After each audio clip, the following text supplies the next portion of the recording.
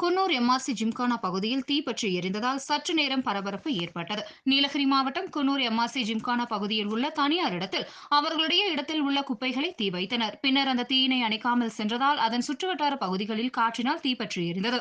பின்னர் உடனடியாக வந்த தீயணைப்பு துறையினர் மற்றும் சமூக ஆர்வலர்கள் உதவியுடன் தீ அணைக்கப்பட்டது.